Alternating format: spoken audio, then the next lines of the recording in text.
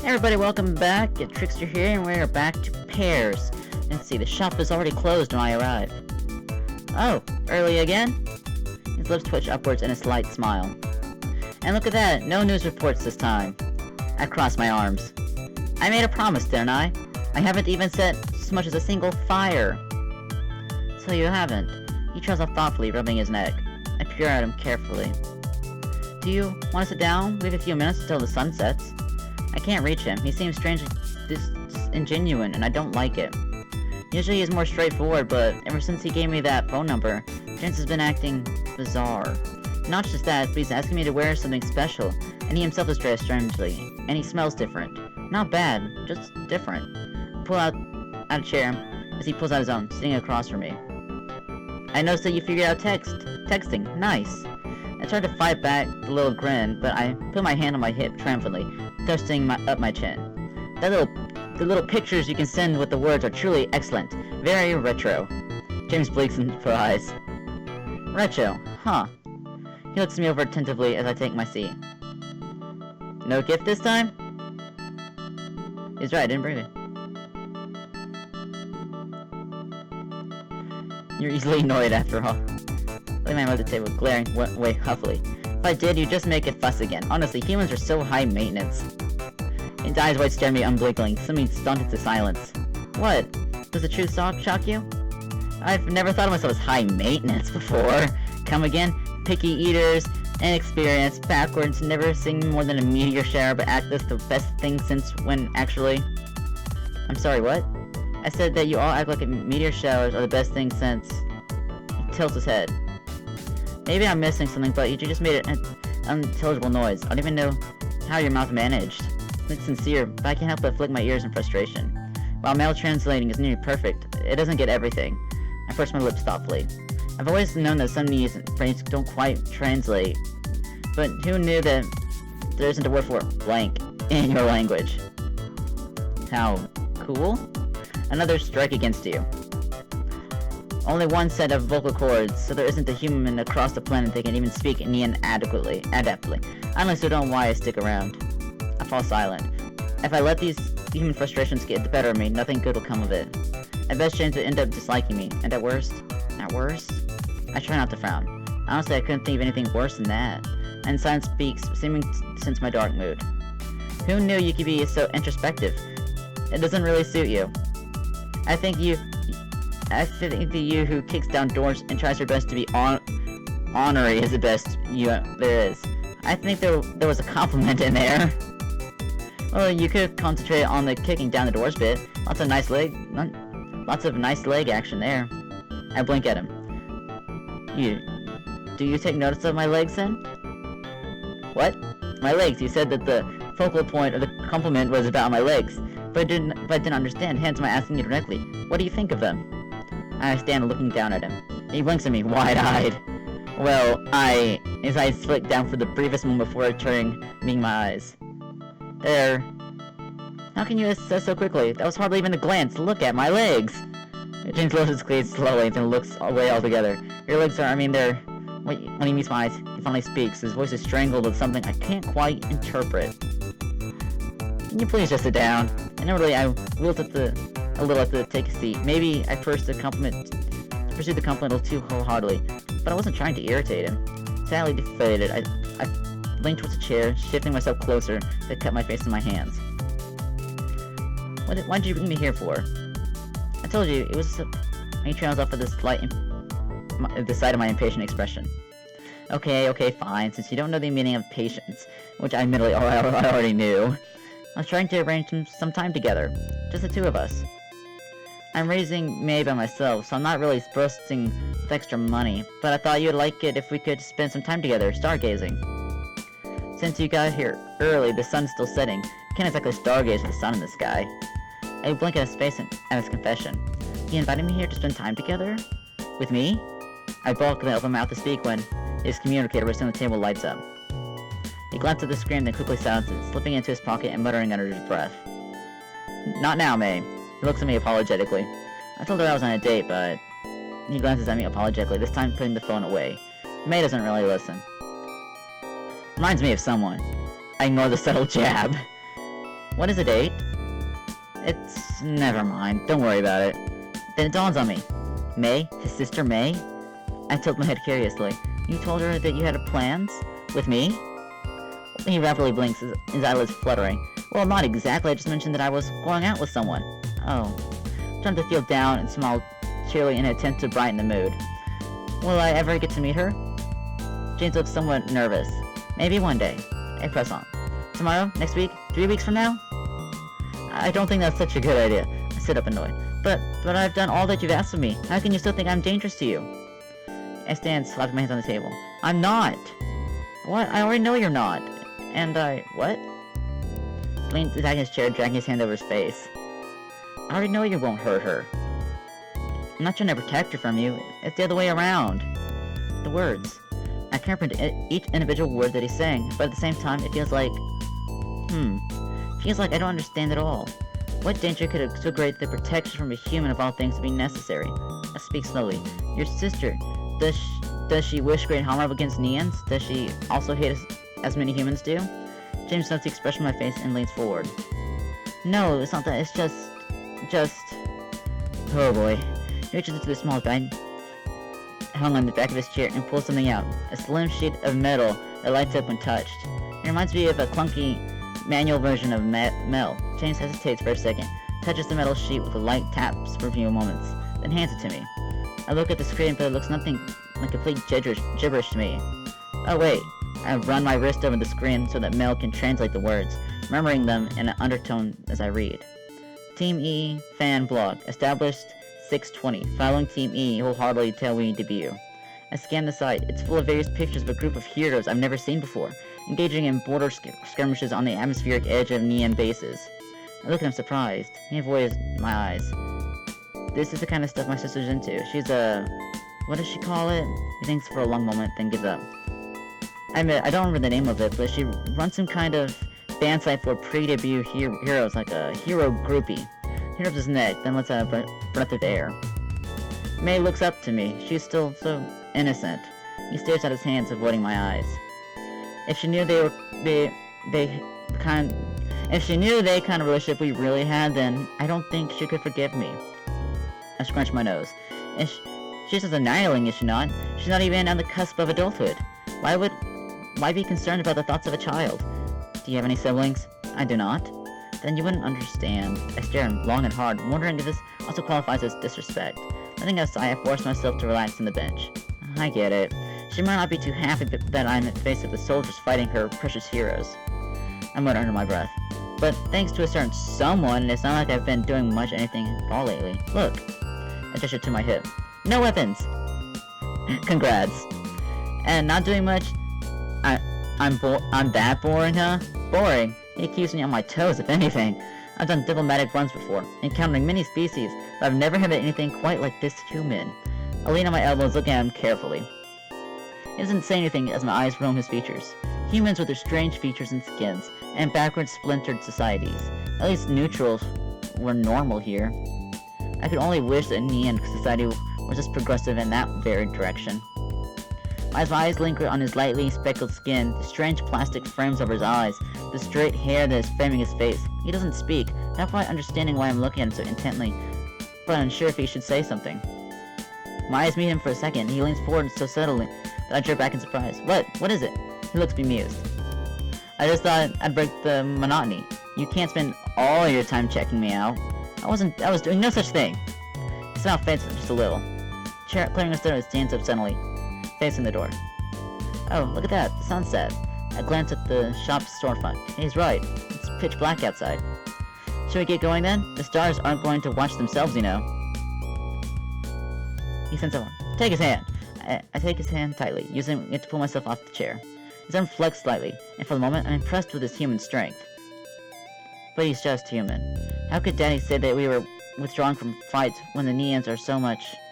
I look over his hand, my stomach twisting slightly. Somehow, it doesn't feel right. As he reaches for the handle of the lock, he speaks, not facing me. You know, I've always wondered something. Speak. He glances me over his shoulder. Why don't you have bodyguards? Isn't it weird that you just walk around without any kind of security detail?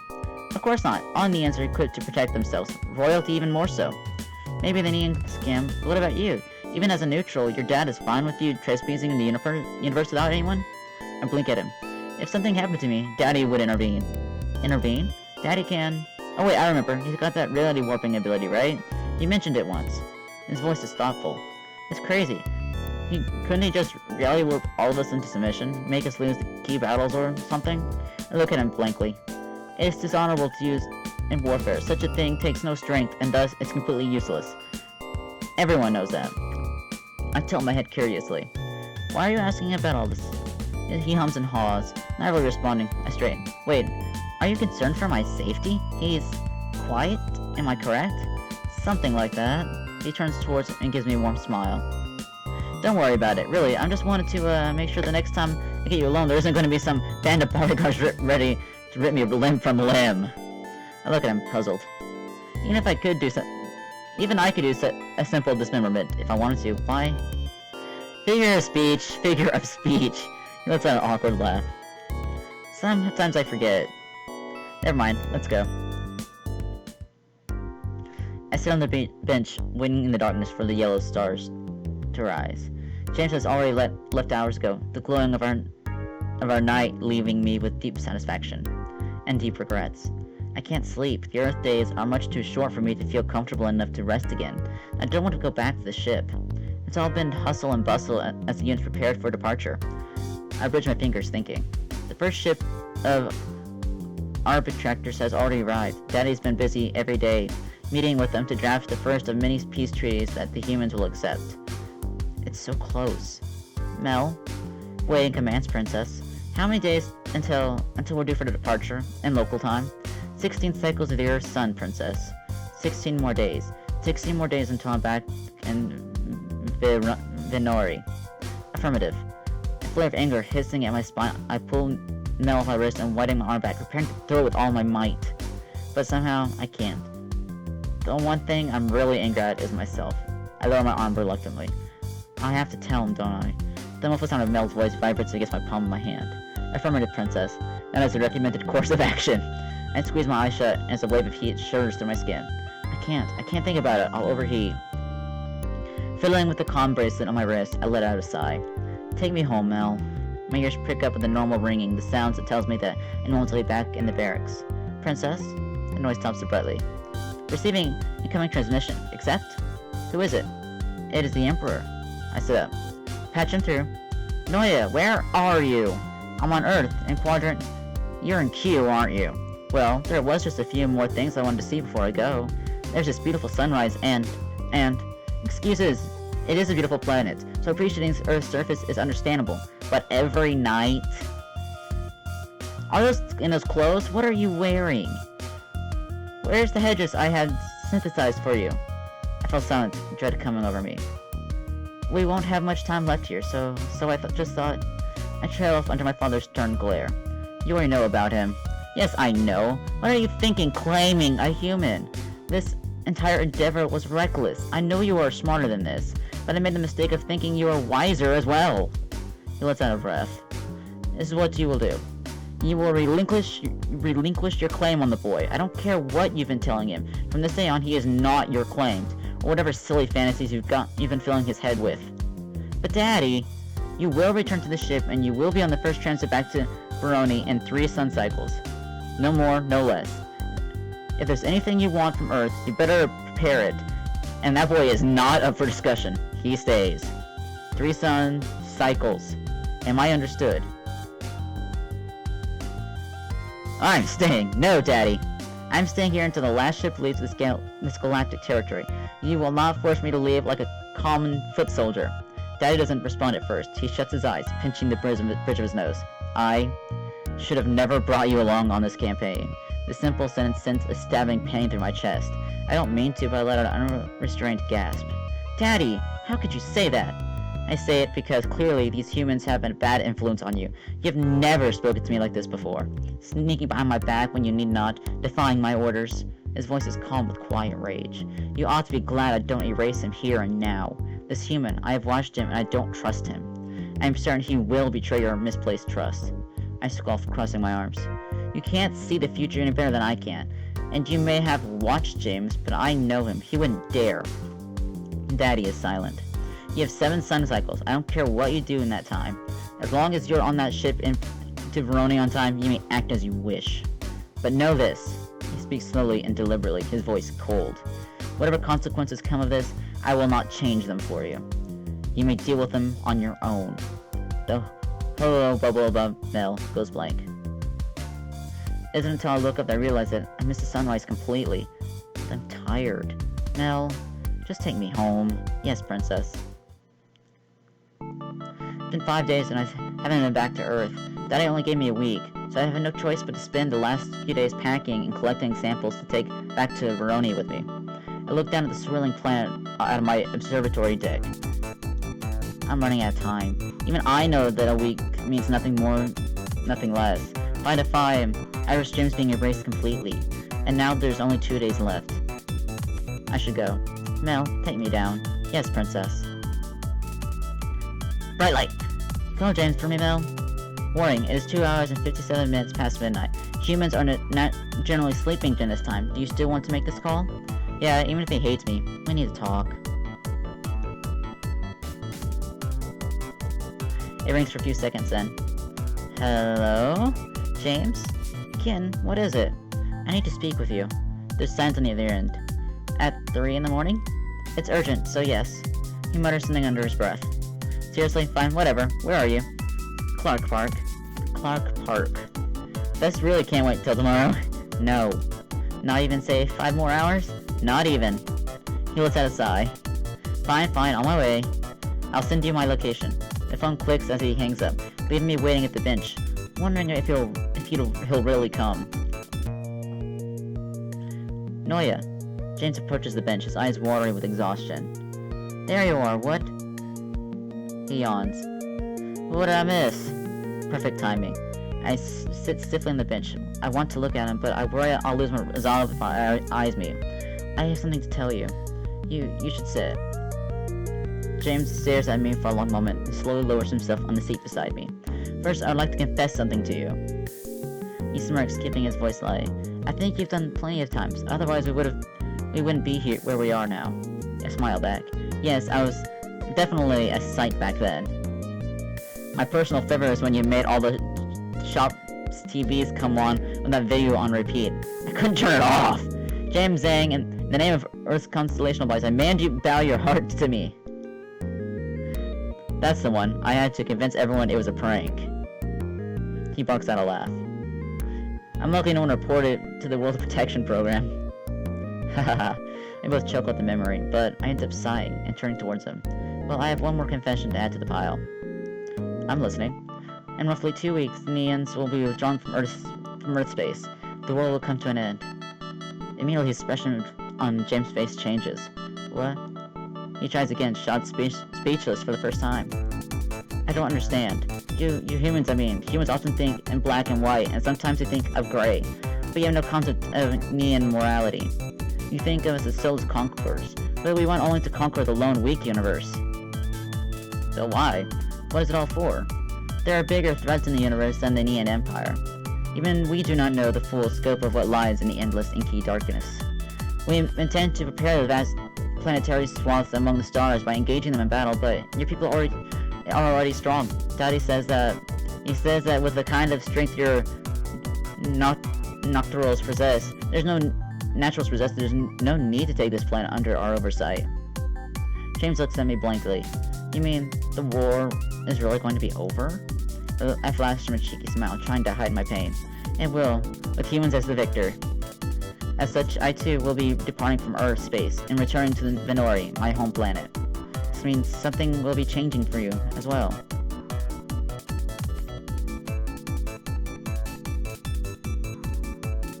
Our union must be dissolved. James looks at me expectantly, but I can barely get the words out.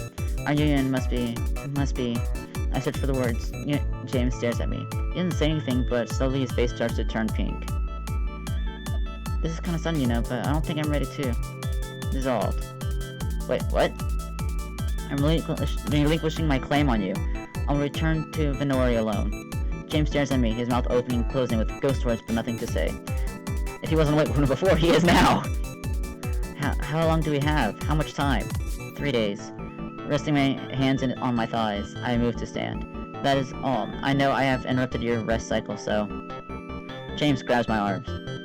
Don't run away! His urgent reaction sends a shiver down my back. I drag my arm as he feels suspiciously like distress shivers at my back, but it doesn't let go. It takes everything I have, but I force myself to gently uncurl his fingers from my arm.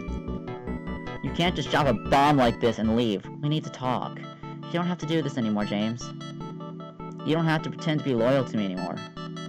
What? I'm not pretending. I really think. Stop.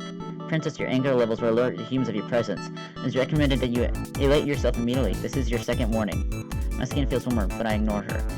It's already unusual for a Neon to let go of one thing they claimed, but I'm certain that I can continue to pretend that our dating is more than what I would like it to be. I appreciate you trying to let me go, but I don't think you should. You humans are so incomprehensible to me. My eyes start to water. You have no direction, but you refuse to give your allegiance to me. I don't want to go back to Venori. There's nothing there waiting for me, but... I look at him in the eyes. There's nothing here for Earth for me either. He doesn't protest. He doesn't say anything at all, other than wave it. Another people. I will never have your loyalty. Princess, your ankle levels are alert to the humans to your presence. It is recommended that you elate yourself immediately. This is your final warning. Elate myself? How can I elate myself? I don't want to let go, James. I don't want to leave this planet. I squeeze my eyes tightly. Not sure what to do. James reaches out, but I stumble away from his touch. I'll burn him. I have to get away from here. Jones' voice is panicked. Kitten, you have to calm down. The sirens will... I can't control it. I hear James' communicator buzzing with a message. Alert, this is Q&A emergency broadcast. All citizens leave the park zone. This is not a drill. Kitten! I pray my eyes, but it's too late. The footsteps of natural soldiers tells me they're already here. I reach for my belt, but I realize too late that I'm not wearing one. I haven't worn one since James asked me to. Arrgh! I fall into a couch, and while sliding off my wrists and tumbling to the ground. Step away from the Neon, sir. I hear James' voice pleading contestantly, and the soldiers taking over him. Then I hear the sound of Natural starting to back away. She's going to pulse. Retreat! Translocators, on the move, get us to safety. The retreat siren sound. I force myself to look at it, my eyes burning with the heat I can't control. James, get away from me! It's not safe for humans. James ignores me and crouches beside me, picking up my comm bracelet. How does this work? Hi, Mel. This is James. It's an emergency, and Noya is... Look, can you please help or do something? Please. Darkness. James! I slip and immediately narrowly voiding my head on my pod roof as it opens automatically. Thanks, Mel. I look wildly around the room. It almost risks overheating myself again. But James is there, sleeping on the floor beside the pod. I forgot, he came out in the middle of the night, so of course he's tired. That's right, he came out to meet me, and then... Mel, how did I get here? James Zhang, I granted him emergency authorized use to transport you aboard the ship. Well, that explains me. But what about him? He was insistent on coming along for the ride and would not let go of you. I had no choice but to transport you both. He held on to me even though I was burning? Affirmative, Princess. I flinch. Does Daddy know? I have not alerted him. But that doesn't mean he doesn't know. I looked at him wordlessly. This man. Have I misjudged him, Mel? I do not know, Princess. I stare at his sleeping form. I'm not sure what to think. Mel, is it possible? Do I have his love? Could it be possible that he actually fallen in love with me? I do not know, Princess. I want it to be true. I think that more than loyalty, a human's love. I trail off. Not a human's love. James's love. James's love would be nice. I lie back down my pod and shut the roof, pressing my hand against the cushioned side. I can see his silhouette lying on the floor. The silence lulls me to sleep. Oya. Noya. Noya! I wake up to James shaking me frantically by the shoulders. Stop! He freezes and drops his arms. Take me back. James doesn't even wait until I've gone out of the pod and speak. His voice is flat and he stares at me with an expression I can't quite read. James? I need to get back. I need to get back to Earth. Back to May right now. It says that he dare try to rush me. I sneer at him. Are humans so weak that they cannot spend a day without their kneeling underfoot? Underfoot? The expression darkens. I knew it was a good decision to make sure she never met you. You still don't know anything about humans, do you? We're different from you. But I think that you could be at least understand something as basic as this. I love my sister and I want to keep her safe. Have you ever wanted to keep someone safe in your selfish, destructive life? These words bite me into a raw place. I never knew I had. You. I didn't want Daddy to destroy you.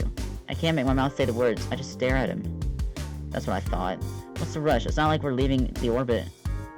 What's the rush? He practically shouts the words at me. I lost my sister all on her own, and I can't even get back to her. I don't know how I didn't the first time, but I've been trying to for at least an hour. Oh, of course you wouldn't have been able to do it on your own. Mel only let you up because of an absolute emergency. Well, this is also an absolute emergency. He barely looks at me. It's a pacing room like a caged tiger. I'm taken back by his frantic reaction, but I don't let it show my face. I keep my tone as even as and measured as I can. Mel, take us down to the shop. Yes, Princess. Back in the shop, James sits at one of the tables with his face in his hands. He's already confirmed his nailing is fine, so I can't quite understand his distress. I don't know what to say, so I settle on saying nothing. There's no point in reasoning with such an irrational creature. I take a seat across from him. I am sorry. He looks at me suddenly. You saved me back there, and I have yet to express appreciation. I had to. Except you didn't. I heard them call you, but you chose to stay. Why did you do that? I relinquished you. So you needn't to be loyal to me anymore longer. Why don't have any more ties, so why? Why'd you do it? He doesn't reply. In fact, it doesn't seem like he'll ever reply. I let out an annoyed sigh. Maybe I'll never know. Humans. Incomprehensible. Mel, bring back aboard. I have no more use for him. I push his chair standing. Wait. I look at him in slight irritation, speaking when he wants to, ignoring me when he wants to. I'm not a toy to be trifled with, and my patience is short. You can't leave, not yet. Huh? If you do, go then. He trails off and asks, but I refuse to ask when he's already tight-lipped. There's no point in reasoning with such an irrational creature. I don't care anymore. You have to make it clear that I am unable to understand your innate humanity, and that I have no reason to stay here. I promise you, I am not so deluded as to misunderstand how you feel. You were a challenge, and I admit defeat, but in its own way, it was fun to try to guess what bizarre human thing you were trying to say next. I've already done as Daddy asked and relinquished my claim. He's silent, but I probe. If you have nothing else, then I will leave. You can't leave, not until you get my parents back. I stare at him flatly. I don't know what he means. King Chaos, I know he has the power to change the very fabric of reality. If you've ever cared about me at all, I need you to bring them back to me. I won't ever bother you ever again. Before you go, please. Then I realize, this was your endgame. This is why you let me claim you. He doesn't say anything, confirming my suspicions. When I claimed him, I knew it was not out of affection that he agreed. I thought perhaps it was fear, curiosity, boredom. But to manipulate me? You think you could toy with my emotions just to curry favor with Daddy? My vision almost goes red with anger, but my racing overheat leaves me too empty of energy to be at risk. It would have worked too, had he not run out of time. That thought alone makes me sicker. I grip the table so hard that the wood cracks under my fingers. James meets my eyes. I accept that you're angry at me. Whatever you do to me is fine, just don't touch me. I let out a short laugh. I had hoped for a moment that he knew he was deserving of whatever sentence I doled out to him for deceiving me, but the sullen look in his eyes tells me a different story. He doesn't even regret it. Sneering, I shove the table aside, not even glancing at its direction as it cracks against the wall. May. It was always about that little Nyland, wasn't it? I stood before I grabbed him by the shirt, lifting him off his feet. I wanted to crush him into the ceiling. I wanted to throw him from the roof. I looked in his eyes, and the expression there is dull, resigned. No, that's not what I want. I won't touch your sister. She's innocent of your filth. I drop him back to the ground, breathing hard. Should have always known this would have been the outcome. It is not her, but you who will regret this. I reach for Mel, adjusting her on my wrist. I want you to know from this moment on, I will never think of you again. But you? I am certain that you will think of me every second of every hour of every day for the rest of your human life. He stares at the floor. Don't count on it. I smile, defiant to the end. Grabbing his chin, I force him to look at me, keeping my voice light. You missed your parents this much, do you, James? His eyes bore into mine. You already know that I do. I can understand why. They feared me and tried their best to protect you. I thought it would be different this time, if your parents weren't in the way. But since you toyed my heart in either universe, I'll leave this one just as it is. Especially since it turns out that with or without them, you and I end up in the exact same way. Zane's eyes widen, he opens his mouth and shuts it, gaping at me as the realization dawns on him. You can't mean... Can't I? Could it be that I've talked to Daddy already? You're bluffing! Letting go of his chin, I only shove him lightly as he crumbles weakly into the chair. He doesn't look at me, staring listlessly at the ground. Mel? Yes, Princess? Take me to the ship. Yes, Princess. Look, I'm unable to resist the one last nail to the coffin. James? He looks up, eyes watery as they make contact with mine. I can almost taste the anger in the room. Delicious. You know, I always thought you had your father's eyes. He almost shoots back to his feet, and a chair in hand, but it's too late. I let out a sigh. Are you dissatisfied, Princess? I lift my shoulders. A little. This was not your desired outcome? I frowned. Certainly not. I was unable to conquer his heart in this universe either. Shall I submit a request for an audience with the Emperor? I winced. Daddy may have been nice the first time around, but I'd definitely be angry if I asked for another chance, especially since I lied the first time and said I wasn't going to try again. Leave it alone, Mel. Yes, Princess. I stare at the blue planet through the ship's viewing glass. I hope I never see it again. This planet survived just fine. That it couldn't be true for the next planet we choose to wage war against. I lick my lips in anticipation. Maybe I failed this time, but next time? Next time, they will submit to me. Without Daddy's help. Kitten Pink. Bad ending. Erased from space. Damn it! Got another bad ending. I don't know how to get good endings. Apparently I suck at good endings. But, oh well. I'll see you guys in the next one. Bye-bye.